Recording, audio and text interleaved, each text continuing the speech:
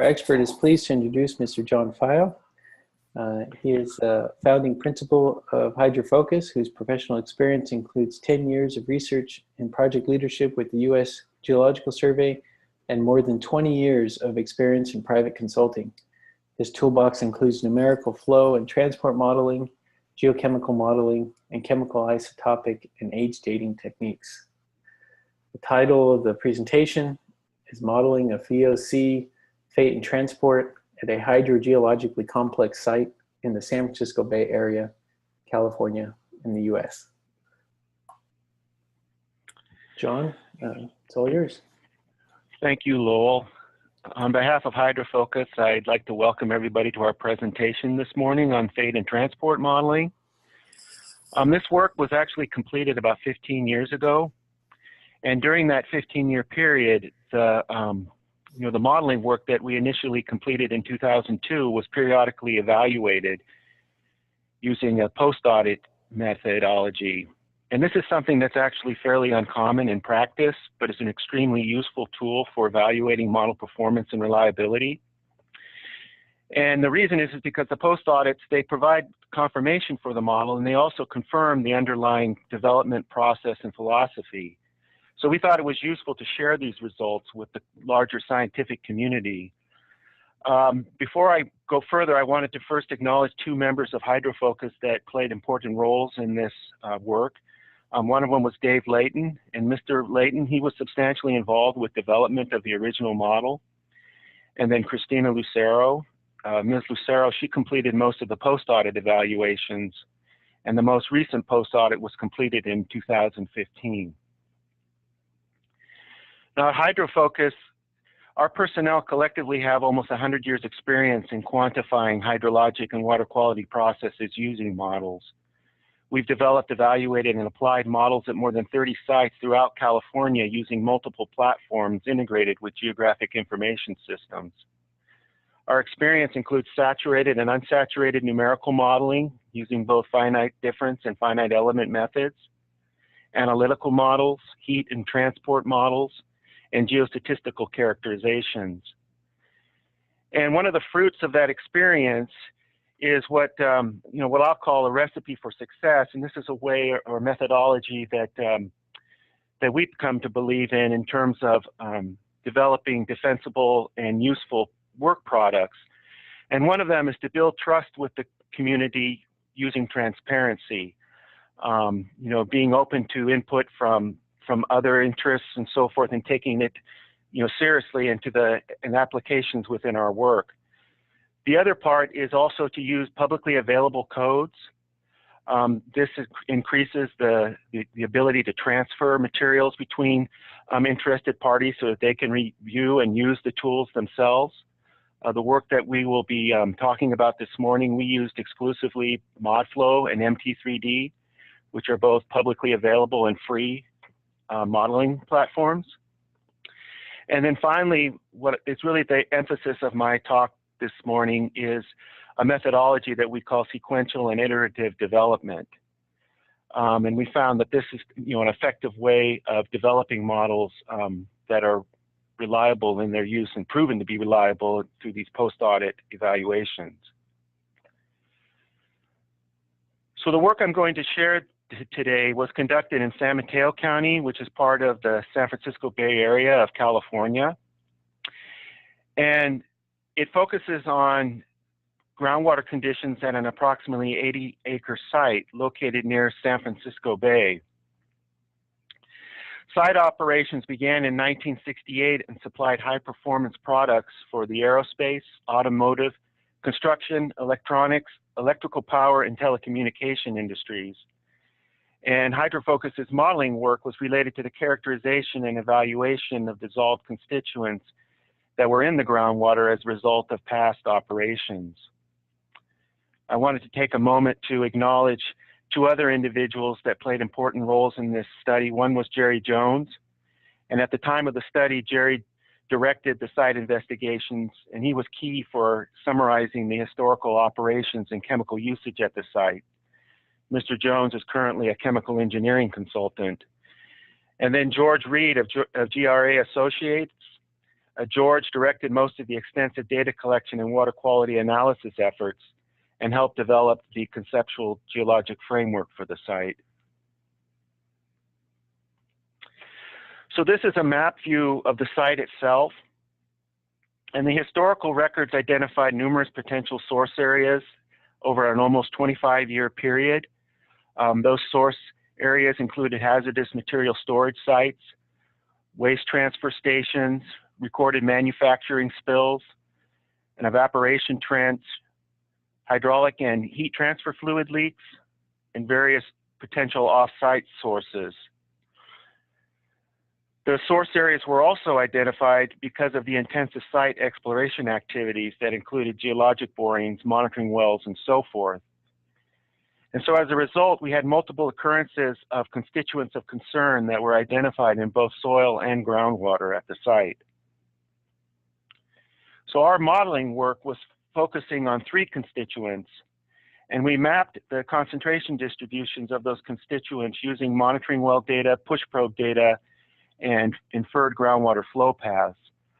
Prior to 1996, the early data that was available for PCBs was extremely limited, so we had to rely on 1996-2002 data to construct plumes that represented 2001 conditions.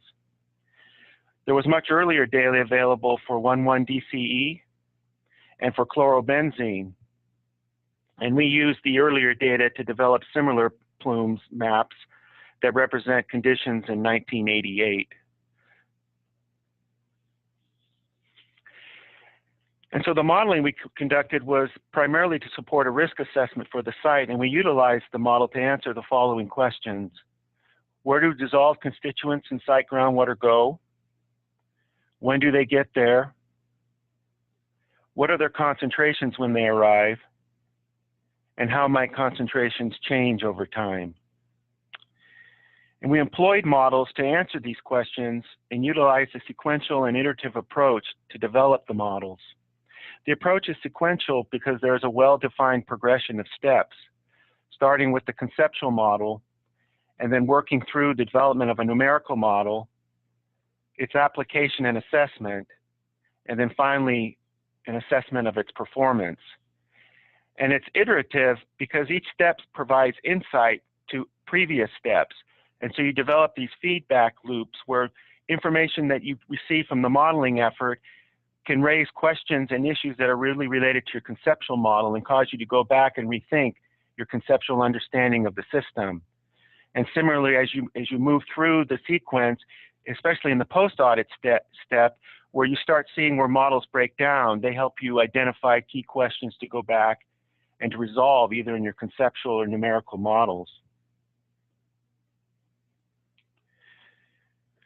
So the first step is to develop the site conceptual model, and the local geologic framework for our study can be summarized by these 2 sections that were constructed from borehole data. The A-B prime section, which are orientated in approximately a west-east direction, and the K-K prime section, which was oriented in approximately a north-south direction. The 2 sections show that the sediment deposits within 80 to 90 feet of land surface. The cross-section A-B prime was approximately parallel to the bay, so it's like if you looked through the screen and through the cross-section, you'd be looking towards the bay. The KK prime cross-section is approximately oriented towards the bay, so the bay is out here to the right of the KK prime section. Both sections are similar and show that the site is characterized by coarse-grained beds, which are shown here as the grays and the pink bodies. And these coarse-grained beds form the primary water-bearing zones beneath the site. The beds likely represent old stream channels and are surrounded by these blue fine-grained materials being silts and clays. And so the connectivity between the beds is limited by the distribution of the fine-grained materials. Now, it's important to recognize that this local geologic framework is also part of a much larger regional framework. And the regional framework I'm going to illustrate with this section, the A prime section, which shows conditions both northeast and southwest of the site. So from a regional perspective, the groundwater system is comprised of this upper water-bearing zone and this lower water-bearing zone. And they're separated by a regional confining bed. Public and private wells extract groundwater from both these upper and lower zones to meet municipal, industrial, and irrigation demands for water.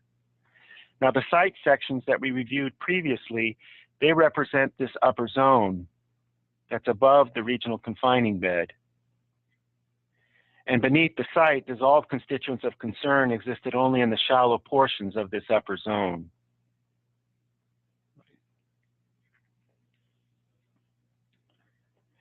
Now, groundwater conditions beneath the site itself can be influenced by recharge and pumping out activities in surrounding areas. And this was confirmed by pumping tests reported by the California Department of Water Resources.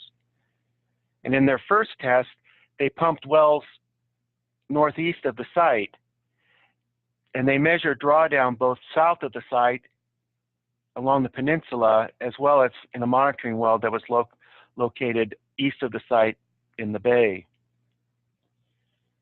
They conducted a second test where they pumped the same wells, and they also measured drawdown in a new monitoring well that was installed on the other side of the bay. And so they confirmed that groundwater was hydraulically connected, beneath the bay. So it was clear that we needed to consider both local and regional conditions in our modeling effort. And so we needed to provide detailed information not only for the site, but we couldn't ignore what was going on outside the site and its boundaries. So we utilized a groundwater elevation contour map that we constructed based on both site and regional water level data to infer the groundwater flow directions and to select the boundaries in the model. And in this slide, I'm showing the groundwater elevation contours, and this dashed line is the final boundaries of the focused model or the site model that we developed to look at solute transport. The green oval that I'm showing on the slide right now gives you a sense for where the site is located within our groundwater elevation contour map. The contour map indicates that there are flow lines to these likely natural discharge locations, one being Flood Slough and the other being Ravenswood Slough. And the east and the west boundaries of our model were formed by these two flow lines. In between these flow lines, groundwater flow can be variable and can also move towards the site. Further investigation revealed that leakage into a major storm drain along Willow Road and a nearby passive dewatering operation substantially influenced groundwater flow towards Ravenswood Slough and beneath the site. And then our southern boundary we selected as being the location of the 6-foot groundwater elevation contour.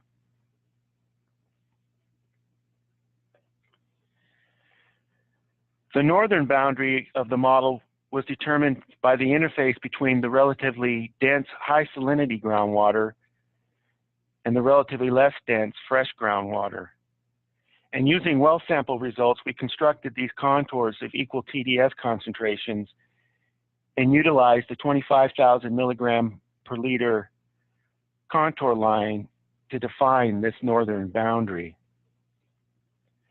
And again, I'm showing with this green oval the location of the site relative to this TDS concentration map. John, why are the TDS contours so high? Looks like some are greater than seawater. Yeah, that's right. One of the important features is that north of the site, these were saltwater evaporation ponds that were used to produce salt, and they had been used for almost a century, I believe, and resulted in actually hypersaline groundwater conditions beneath the ponds, and those hypersaline conditions actually extended south of the ponds beneath the site itself TDS concentrations in the bay are typically around 20 to 25,000 milligrams per liter, and you can see in this contour map that our highest contour was 50,000 milligrams per liter, and there were concentrations measured in shallow monitoring wells north of the site that exceeded 37 milligrams per liter as well, 37,000 milligrams per liter. So it's the influence of these historical saltwater evaporation ponds that resulted in these hypersaline conditions north and adjacent to the northern boundary of the site. This cartoon represents the interface conceptually of a hydrologic system that's near the ocean, or in our situation is the bay. And under natural conditions, the boundary between the freshwater flow system and the saltwater body is assumed stationary and can be approximated as a no-flow boundary. And we felt that this assumption was reasonable for our site because most of the land represented by the model is has already been developed, and the groundwater flow patterns that exist underneath the site have probably operated for decades. So flow system dynamics are considered mature in a sense, and weren't expected to change relative to existing activities beneath the model area. So we felt it was a reasonable assumption to represent that boundary as a no-flow boundary. So we took our conceptual understanding of this groundwater system and converted it into a gridded representation, or a model grid, which I'm showing on this slide. Our grid was designed to employ variable cell dimensions using fine-grained or fine dimension cells in areas where we wanted greater detail for solute transport, and then lesser detail in areas where we were more interested in just background groundwater flow conditions.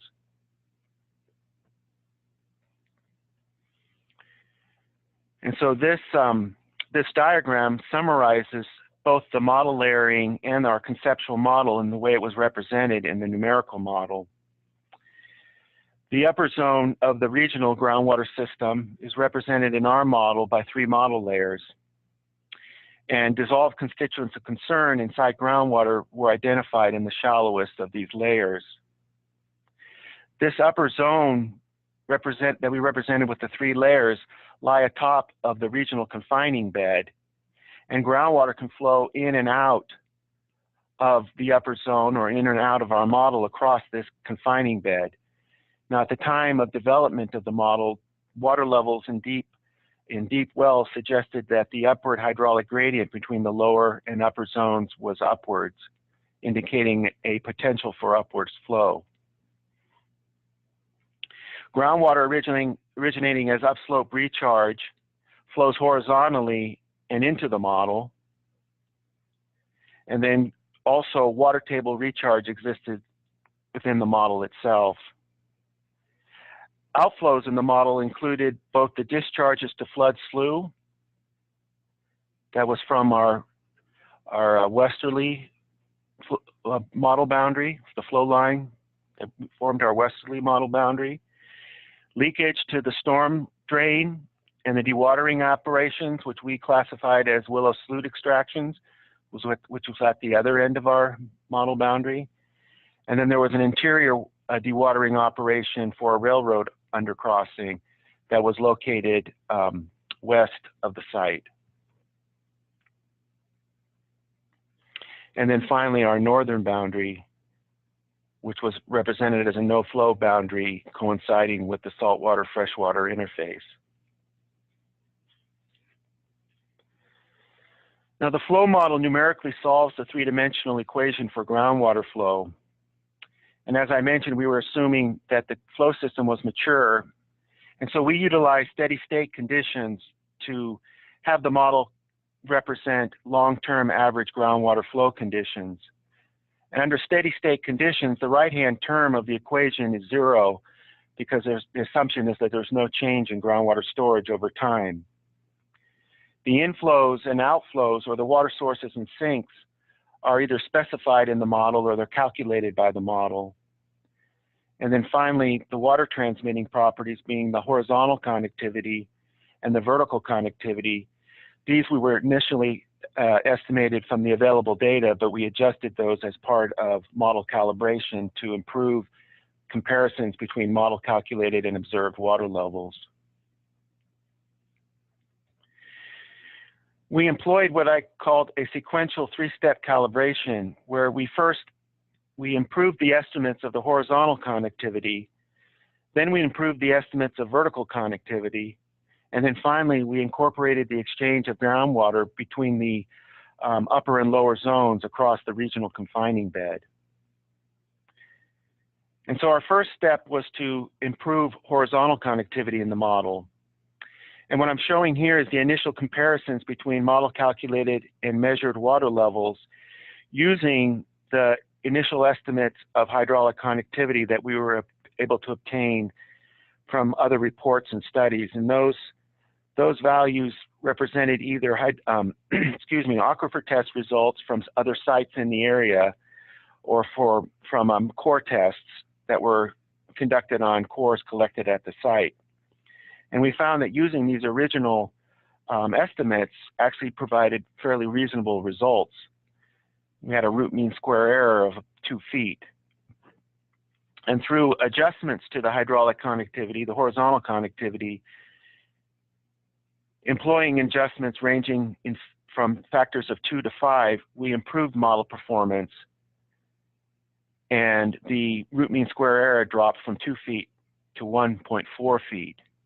And this little box plot to the right of the XY graph shows a comparison of observed values, which is represented by the box plot, the average hydraulic conductivity in our original model represented by the blue, and then the calibrated or adjusted horizontal conductivity is represented by the red. And you can see that they fell very near the median value of the observed horizontal hydraulic conductivity values.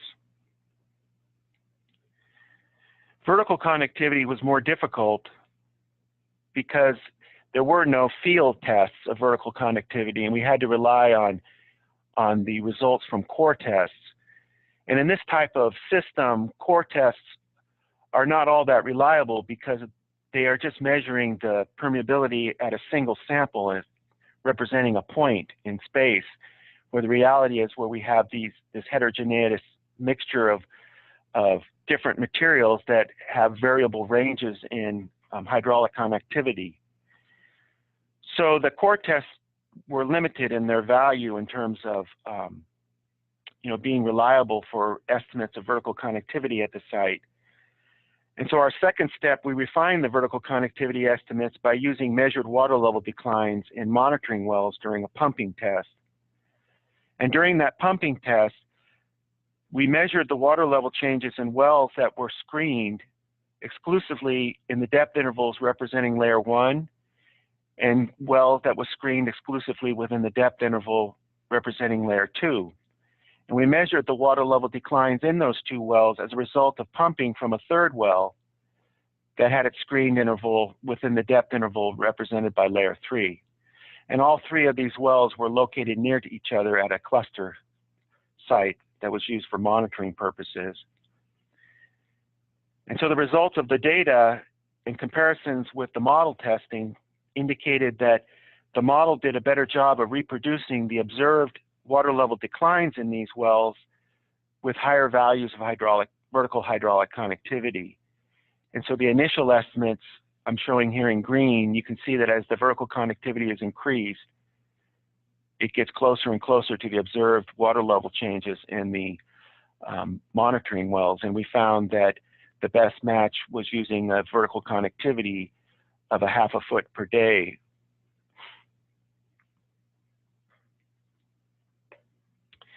And then the last calibration step for our flow model was to incorporate the vertical exchange of groundwater between the upper and lower zones across that regional confining bed. And to do this, we employed a telescopic modeling approach where we used an existing regional model that represented both upper and lower water-bearing zones.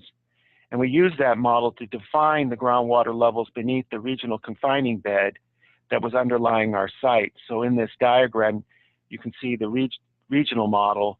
Our site model represents a sub-area of that larger regional model, and it's overlying that confining bed. And so we use this regional model to develop the spatial distribution of water levels beneath the bottom of our local model. So our site model is a sub-area of this more extensive regional model. And this regional model, with the value of it, or the purpose for it, is that it can include the effects of groundwater recharge and pumping that occur west of the site, and then also as well as across the east of the site and across San Francisco Bay. So you can see in this map showing here, this is in map view, the outline of the regional model and the outline of the local model.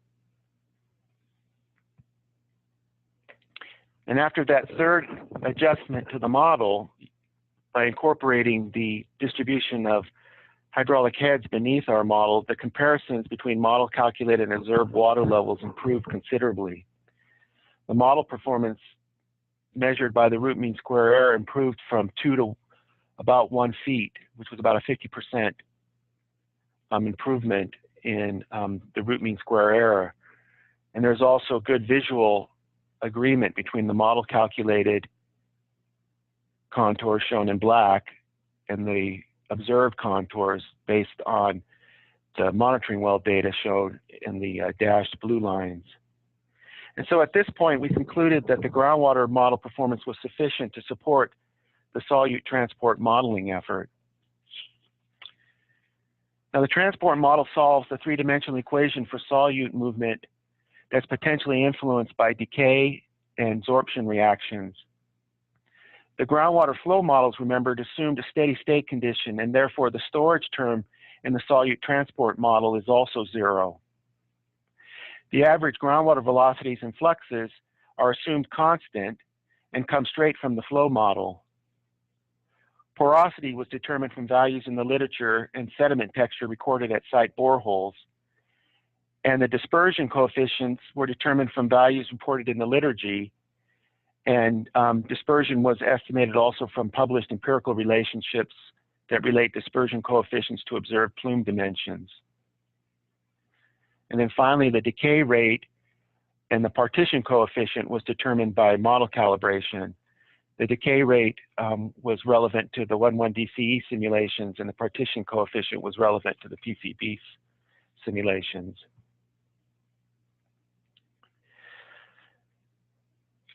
Now, the transport model was calibrated in a similar 3-step process, looking at 3 different constituents.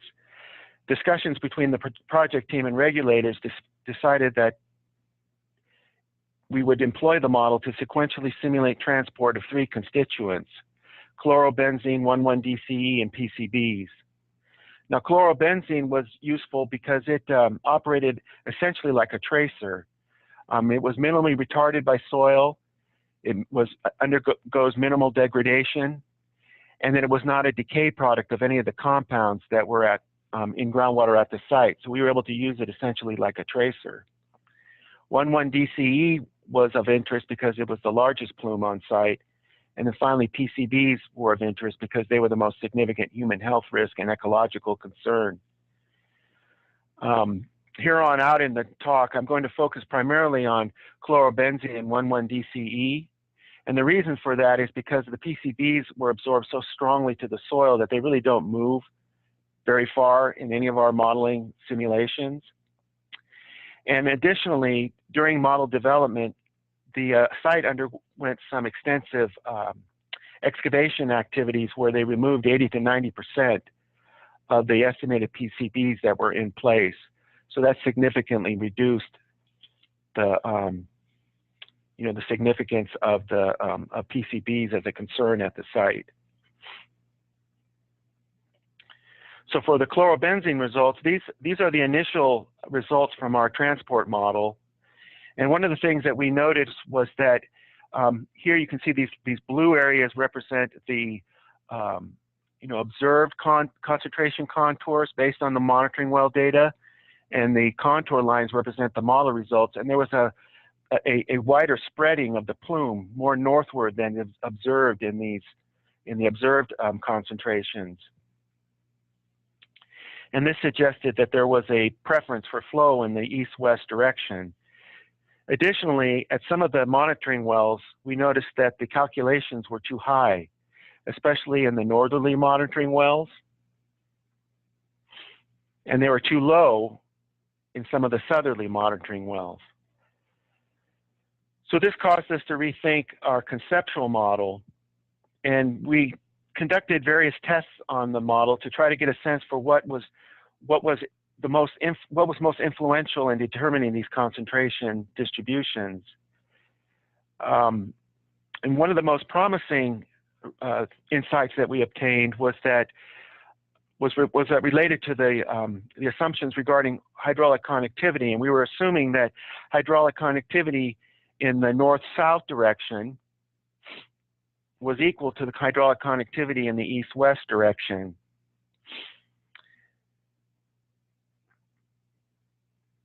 But the orientation of the visible channels were represented here in a northeasterly direction. And so we inferred or concluded that there was plausible that there could be a general east-west preference based on these existing drainages for groundwater and associated constituents to move. And so we found that by doubling the hydraulic connectivity in the east-west direction relative to the north-south direction, it improved the simulation of the plumes and also improved the comparisons between the simulated and observed concentrations at the monitoring wells.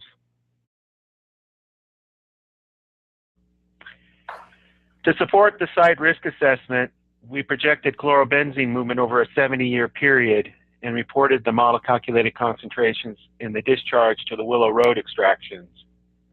The Willow Road extractions were identified as the primary off-site migration pathway. This is the historical run, historical calibration run, and then these are the projected calculations. And the graph indicates that projected chlorobenzene concentrations, they fall beneath the MCLs before 2010. And these projected concentrations, we felt that these were fairly conservative because of the fact that the discharge in the storm drain, the discharge from the site undergoes about 100-fold dilution because of all the other flows that are contributing to total storm drain discharge. And then this is an animation that shows the simulated plume dispersion and its eventual removal of the chlorobenzene by the Willow Road extractions over that 70-year simulation period.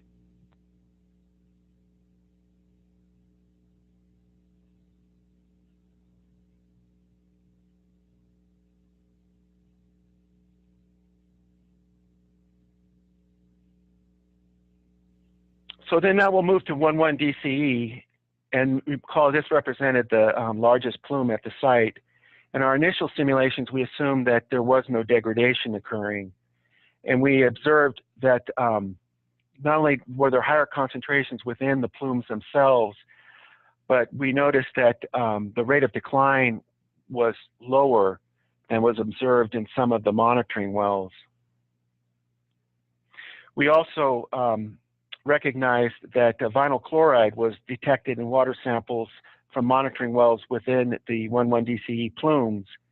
And vinyl chloride was never used on the site, but it is a daughter product of 11 DCE dehalogenation.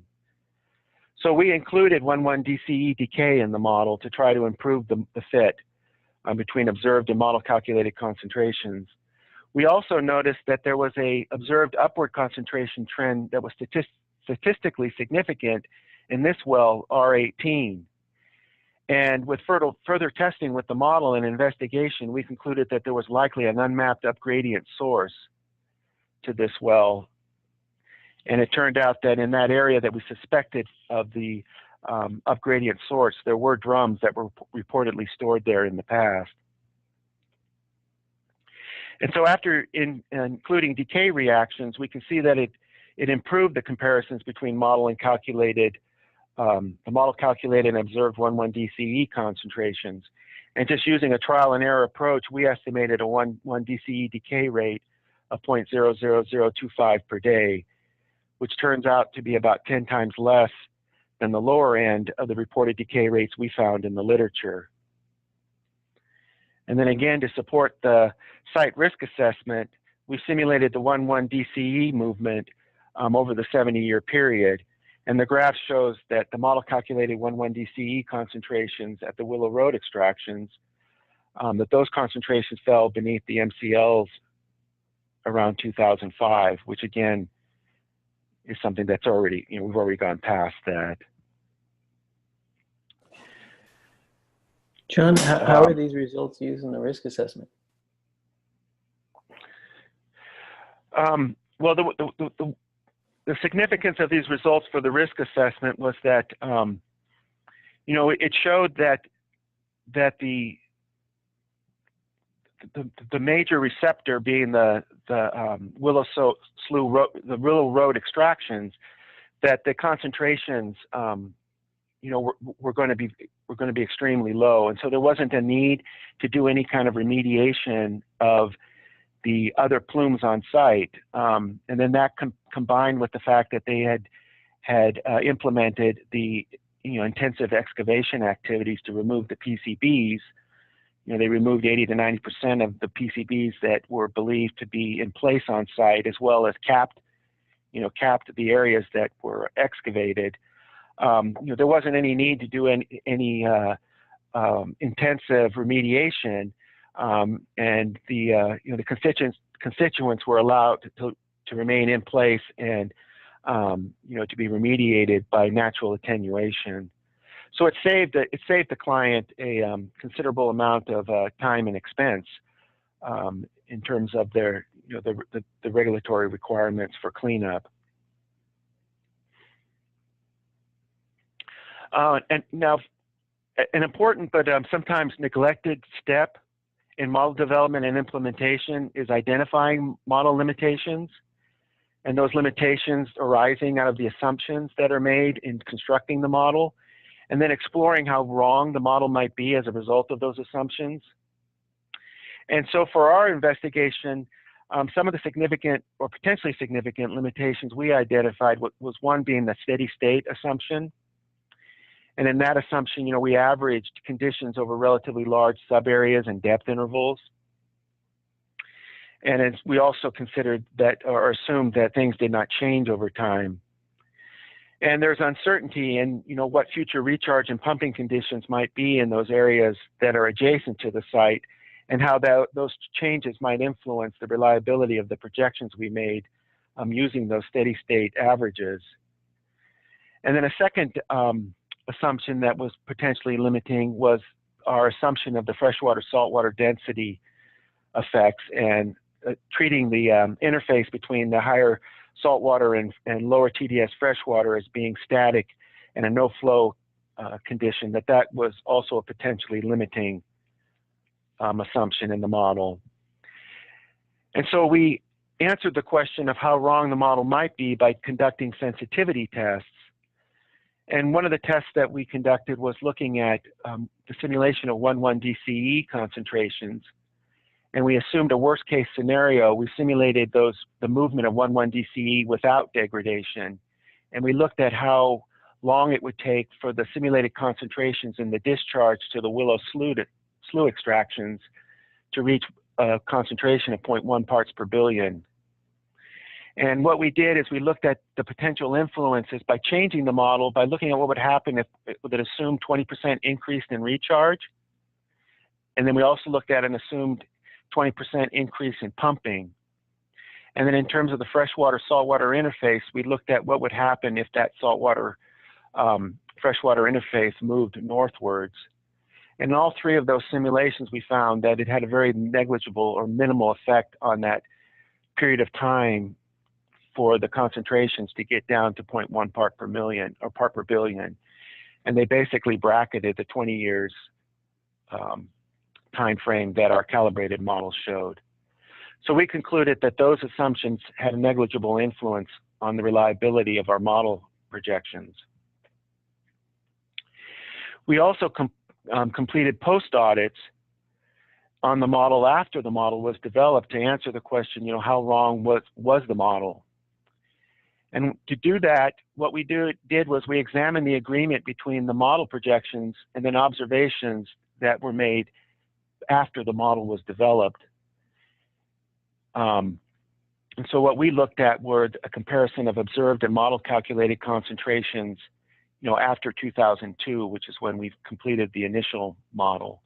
And we completed these post audits in 2007, 2011, 2013, and 2015. And this shows the results of our post audit results.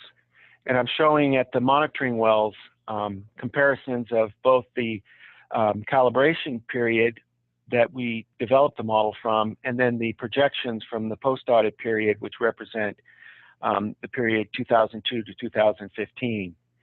And it shows that our projected concentration magnitudes and trends were pretty favorable and provided, confidence in the model and the projections that it made.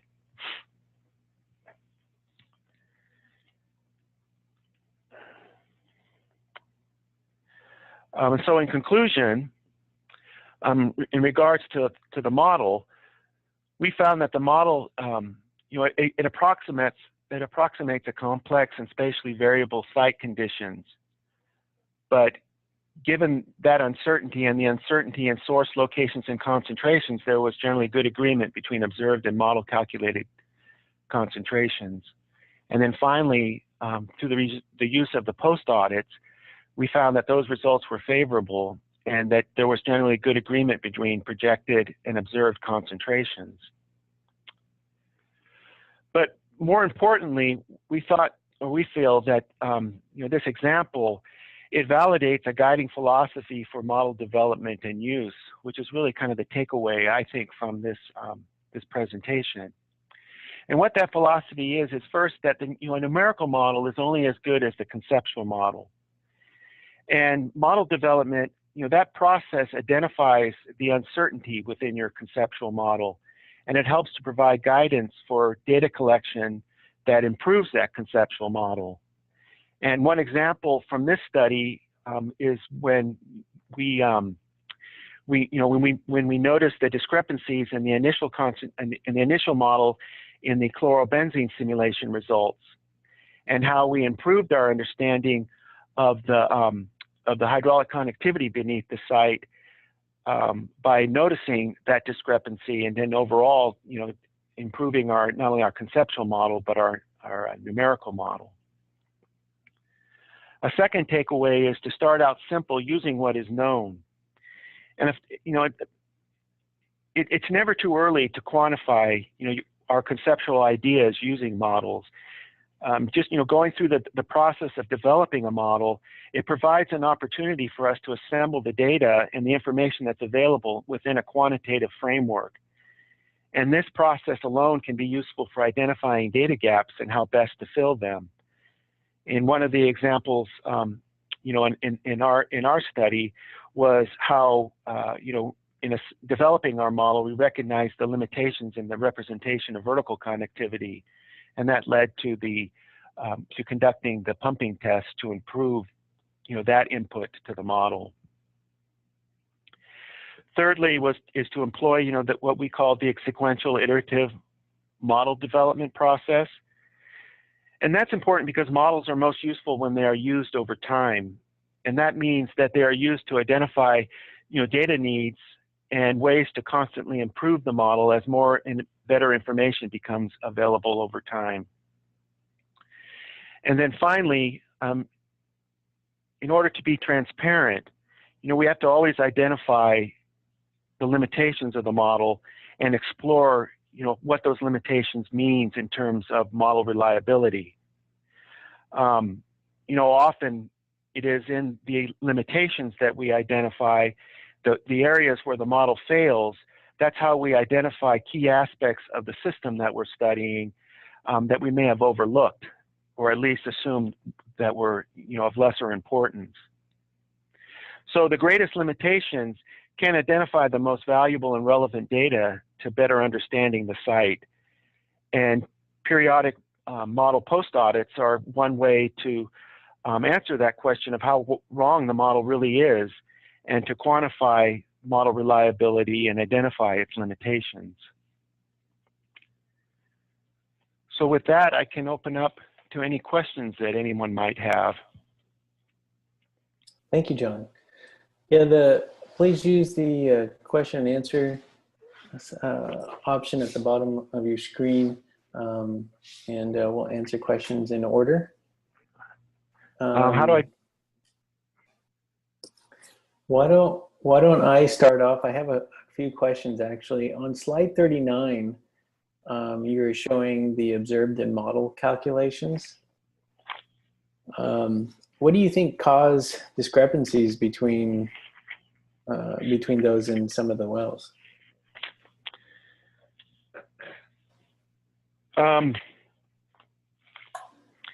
Well, it was mainly the uncertainty in the sources, the discrepancies in the post audits for the 1.1 DCE. There was uncertainty in the not only the sources but also the concentrations. I mean, one good example of that is in the monitoring well, the R18, where we had the statistically significant upward trend in 1.1 DCE concentrations that originally weren't being represented in the model, and we had to use the model to explore potential reasons for that, and one of them being this inferred source that was up gradient to the site. But other than the fact that we knew that there were drums stored in that area at some point in time in the past, we didn't have any information on what the size or concentrations of any of that source plume might be, and so we had to make some assumptions on what those were. And so that's one piece of uncertainty that would contribute to why we weren't reaching the same concentrations, especially near the end of the 2015 post audit. Another question I had is regarding the sensitivity analysis. How did you model the recharge and pumping changes? Oh yeah, that was done by with the regional model as part of the telescopic modeling approach.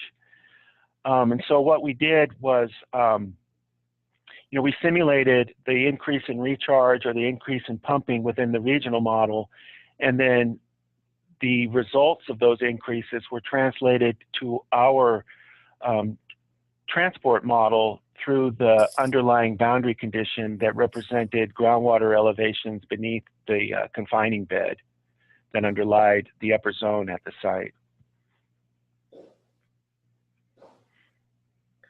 Okay. And then the last question was, how reasonable did you think that the steady state model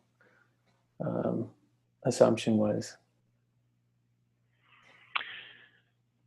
Well, I continue to think that the steady state assumption is reasonable. Just in the past 15 years, there actually have been there has been new construction down there that occurred during our post audit periods. And as part of those construction activities, there were some temporary dewatering operations and so forth. So there were some temporary stresses that were put on the system. But over the long haul, the groundwater flow directions in the area stay the same. The TDS concentrations haven't changed, and so forth. So like I said earlier, it looks as though at this scale that we were modeling, that the flow system is fairly mature and stable, and so a steady state assumption in this situation was, probably reasonable.